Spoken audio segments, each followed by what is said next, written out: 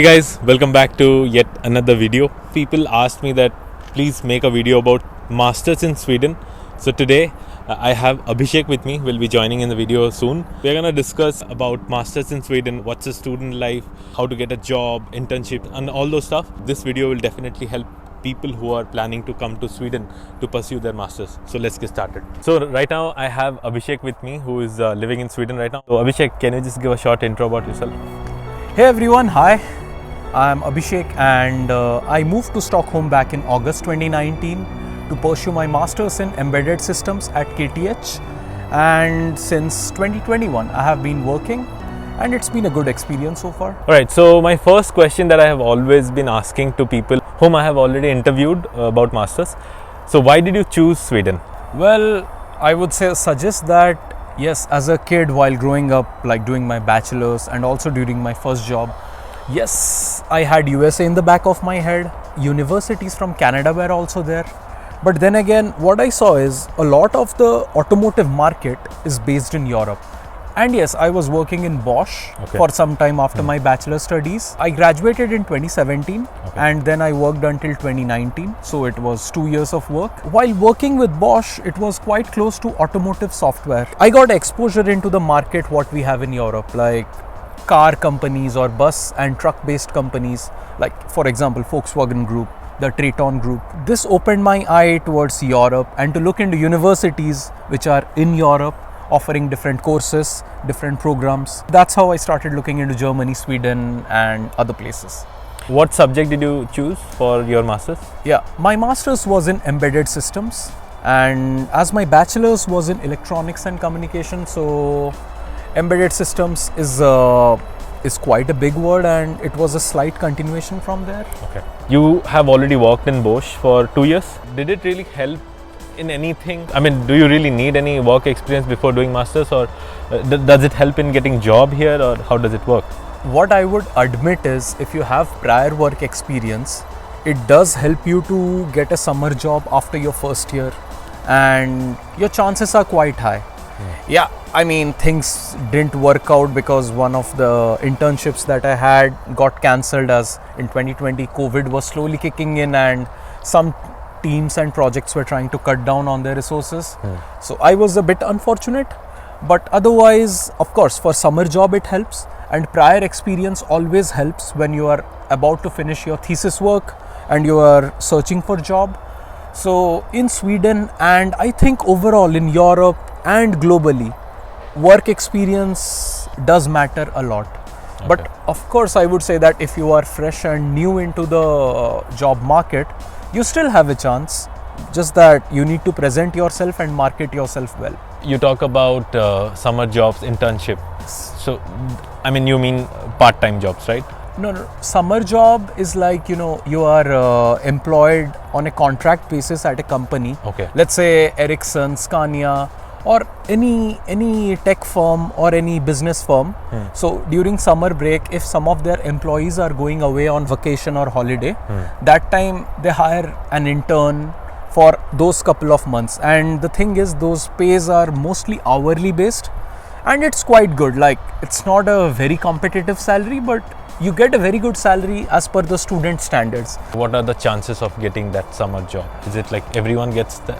What I would suggest is, in really good tech firms and all, just a few of us make it, not everyone.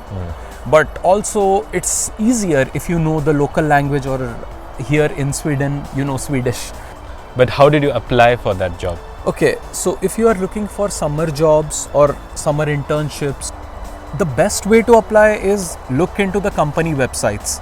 And if you are a student here, what I seriously recommend is, like, most of the companies do come here for career fairs to your university. Like KTH hosts THS Armada, which is the largest in Scandinavia in terms of a career fair. So in career fair, what they tell is like, okay, go to our website and apply for jobs. So of course, LinkedIn and Glassdoor are a good source to look at the job openings.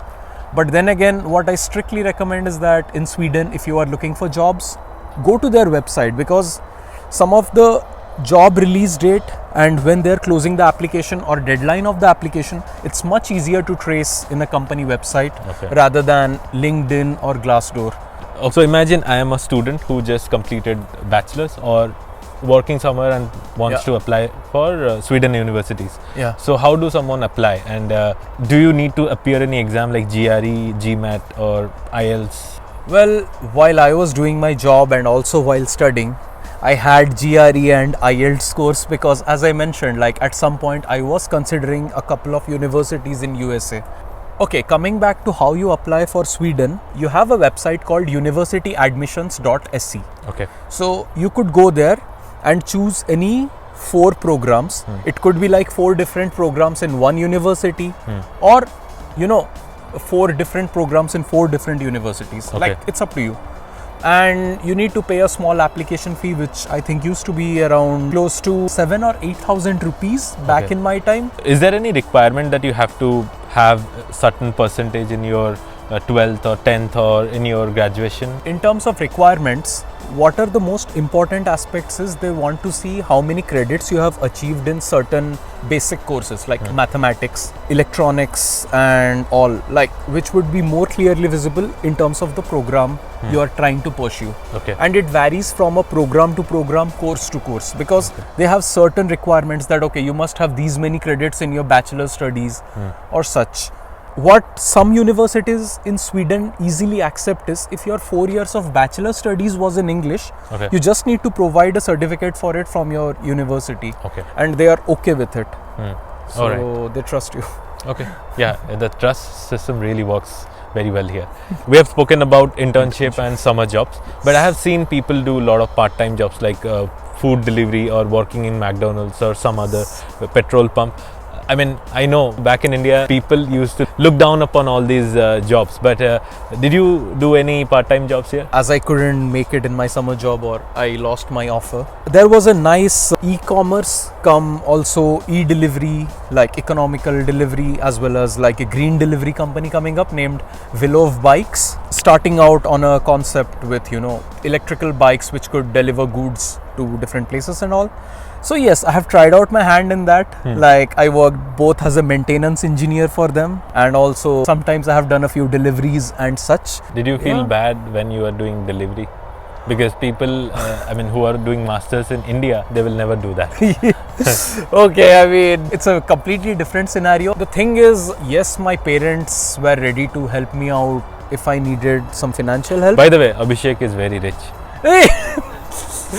I come from a good background, I must admit. Like my dad and mom, they both are working, so yeah, I had good support from my family. What I would suggest is that I decided to do it mainly 2 reasons. First is, wanted to have a bit of financial independence, and second is that I really loved the mission of this company, Willow of Bikes, with what they intended to start. They are trying to cut down on the carbon emissions. Sustainability is a big factor in Sweden. This company's vision was something which attracted me a lot. So, like, how much do they pay? What is the hourly price here? I had heard from some people who had worked part-time with Foodora, Uber Eats, Volt, or at some restaurants, bar, pubs and all. A standard average hourly pay is like something close to 150 to 170 krona. But this used to be applicable back in 2020 and 2021. Velo, for some of its shifts, like if you're working quite late in the evening or during the winter days, used to compensate quite well. People ask me that if we are going there and we are paying our tuition fees, can we manage that fee with our part-time jobs? How much time you want to devote to your part-time job? Because I felt like my courses were quite compelling. I used to devote like, let's say 10 to 12 hours max here if I was doing a part-time job. And is there any limit that you can work a certain amount of hours?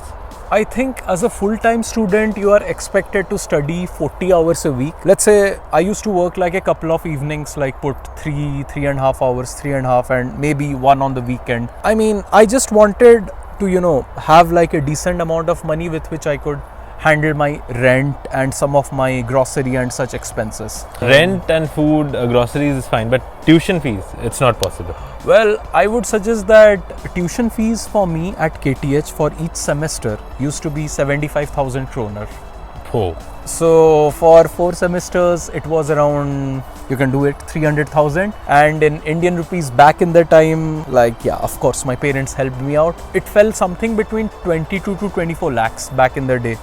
Because in one semester the conversion rate was super low, so Okay. it was quite less. Yes, some people manage to pull it off if they are devoting, they are working every day post school, they are going every day out. I mean, it's possible, but then basically you can't balance it out, what I feel. It's difficult. But the next question is like, if someone is working 4-5 hours after like university, how would you manage your studies? What is the course structure, or how difficult it is to get scores or grades here? From Indian system, it's a little bit different because each semester is divided into 2 periods. Okay. So in a period you would have 6 to 7 weeks of time, like starting from mid-August till mid-October, where you would have some lectures, a bunch of assignments, a lot of labs, couple of tests and final exam. You just take mainly 2 courses at a time depending on the credits. Like you need to do 15 credits at least a period, because for master's degree you need to finish 120 credits. Okay. Luckily, when I did some of my part-time jobs, I was on a couple of project courses for which I didn't have to, devote too much time. Then I could spare like twice or thrice a week in the evening to go out or work with Willow. What I feel, if people are able to do it, like, they are great, hats off to them. They are able to manage, they are able to earn enough money. Because I knew one guy who used to study at Stockholm University. He managed to pay 1 semester tuition fees by doing some part-time jobs. It's an individual thing. I was doing it just to manage some of my expenses. So Abhishek, one of the most difficult thing to get here is a proper accommodation. Like for us who are working here, and for students, I don't know. So tell me about it.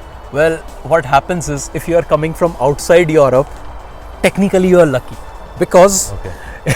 KTH, at least KTH, what it does is it will provide one of the accommodation in some of the areas. Like one area is Stora Lapskarsberga or Lapis, Okay. Skrapan, or they used to have lease with a couple of apartments here in Chista also.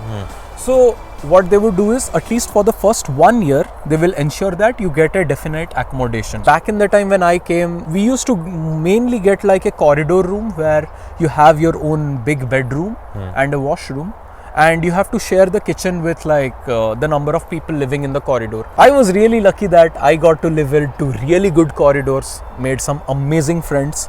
Like student accommodation in Sweden or Stockholm, there is a board called as SSSB, which is called Stockholm Student Bostadar. Of course, KTH provides you accommodation for 1 year, but you could always come in here and collect some Q points in SSSB and then apply for accommodation by yourself. Okay. KTH accommodation rent back in my time was 4,500, but I think recently it has increased to be a bit above 5,000. So for a student, it's okay. You have actually electricity and internet covered within that. And during the summer, for 2 months, you don't have to pay the rent. Okay. And if you are applying through SSSB after having some Q days, your rent actually comes down a bit, because SSSB provides at 3,700 to 4,500, within that range. In that also, it's much easier if you are from outside Europe, because they always give preference to students who are non-Swedish and non-Europeans. Okay, just keep that in mind. We talk about rent. What about groceries and your expenditure? How much do you, like, it's obviously subjective. On an average, how much one will spend in a month? As a student, I remember that, like, if you want to go super economical, you could always go for it. But what I suggest is that, like, when I came in, of course, I bought a few things from home, which of course carried on with me, like Maggi, Masala. Maggi, of course, spices are something I bought with me. But on an average grocery count, I think it used to come around 1,500 to 2,000 kroner back then also. 1,500, 2,000, but it must have increased now. Now, yeah, I think it comes close to 3,000 or a bit more sometimes. So But, imagine 5,000 and 3,000 groceries, and then you have to travel, like travel card, but student gets some discount. yeah. So as a student, you get your SL monthly pass for 640 kroner. So SL is the public transport here in Stockholm. Yeah, which for adult is 970. 5 plus 3 plus 6, and then you do some party and some drinks, pubs. Yeah. So overall, it's like 10 easily to 11,000. 10,000 is something I feel kind of comes down. Of course, people used to manage in 6-7,000 also. Can you manage that amount with your part-time job? I think I was almost hand to mouth kind of. Okay. So now coming to getting a job here after your masters. So there is no campus placement, right? No. The career fairs you talked about, that's not the campus placement. It's just like advertisement. Career fairs are basically for the purpose that a company is coming in to show that okay, we are here.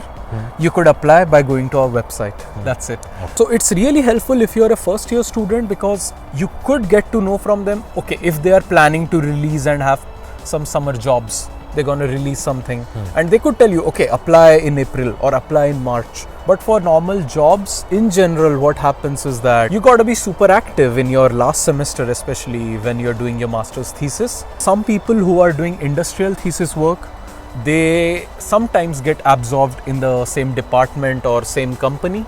For example, I was doing in university. So yeah, I had to be quite active on my LinkedIn, Glassdoor. You can start working after 1 year also because you can complete your masters later in Sweden. Is it true? Well, if you have started your studies, for example, or you are studying in Sweden, coming from outside, if you have completed 30 credits, that is 1 semester of studies, you could apply for job and get it and you could start working. And then it's up to you. Some people continue their masters in a slow pace. Some people don't bother about it because if they are getting a good salary and working, they go easy on themselves. How long did you take to get to your first job after finishing your master's? Was there any gap or you straight away got a job? Actually, towards the end of my thesis, I had not finished it. That's when I got a job. That's quite a common case with a lot of students here in Sweden that let's say you start your thesis work in Jan or Feb. And some people even crack their jobs in June itself. But then again, they defend it in August or like that. So that's quite a common thing in Sweden. But some people finish their thesis way earlier, like in May or June. And then they start their jobs in September, October, like that. Currently, I am involved with a consultancy company called Alten and my client is Scania. So it's a automotive software project that I'm involved in where almost a very similar role, like I'm mainly a system test engineer now and back in Bosch also I was doing system testing. So that's what caught their eye. And they were like, okay, in the 2 year of studies, they also saw that I had studied a lot of things in embedded software. So they liked my profile overall. But yeah, I would say that I think I had applied over 60-70 jobs at least. It's always good to do a research before applying for master, like which field you want to work. Like you have to look at the market in Sweden. If you want to pursue your master in Sweden, you have to look into the opportunities that you have. Suppose you do civil engineering, and then I heard that it's very much needed that you have to have Swedish knowledge in order to get into a civil thing field, right? is construction or such areas, water and resource engineering, what they call it here, if you translate, they need Swedish. You need Swedish in such roles. So you have to be very careful while selecting your course. Like I would say production, mechanical, they have good scope actually. And computer, like any computer related, I would say. So now talking about jobs, how much did you earn during your first job? Like what was the entry level salary for a master student in Sweden? The starting salary for people in Stockholm used to be around 35 to something between 35 to 36,000 kroner. Before tax? Yeah, before tax, of course. And then you pay like 25% around. So, and were you happy, or are you happy now that you have taken a decision to do your masters in Sweden? You started working, you started earning here. Are you happy, or is it worth it? Well, what I would suggest is that I loved the student life here because living in a corridor, then again jumping into student parties and getting an experience of the European culture and meeting up with so many people from different countries, that in itself was a good cultural upgrade for me. So I was super happy that way. But technically, yes, I'm happy. I learned a lot. I got to experience really good lab facilities and exposed into new technology while studying. You had the privilege to do all these things, like to enjoy a party or pub life. Like many people just come here to study and they just want to like upgrade themselves, and then maybe they're having very less salary in India and they think that if we do a master's we'll get good job. So imagine of a student who has this kind of background, will it still be a good option for him to come here and study? Well, I would say if you're looking on a monetary perspective, then Sweden might not be the best. In fact, Europe might not be the best if you're looking to make good money out of it. But what I would say is that in Europe, especially Sweden and these Nordic countries, you get a really good work-life balance. You get a really good life. There are some benefits. Coming back to your question, I would say maybe 2 years experience or 3 years experience is always not enough. Like what I would still say is, like, if people have worked for 7-8 years in India or somewhere else, if they come to Sweden, maybe they could claim a way bigger wage or salary. Yeah. So it could be challenging. yeah, of course. I would not have taken that decision. No, I absolutely understand and I absolutely respect it. In my case, yes, my parents were pushing it. By the way, both my parents, they have done PhDs, so they were like, go for it. Okay, yeah, understandable. But that's it, I think, from this video. Thanks a lot, Abhishek, for all the insights. Yeah, thank you so much, Ashutosh. Like, it's a great honor to be in your videos. Okay. It's really informational in general, all the content you have made so far. Yeah. So I hope you guys also like this video, and if you really like it, just give a like as an appreciation. You don't have to subscribe also, just like it so that it gets recommended to all the students who are planning to come here. Anyways, that's it from this video. I'll see you in the next one. Till then, take care. Bye.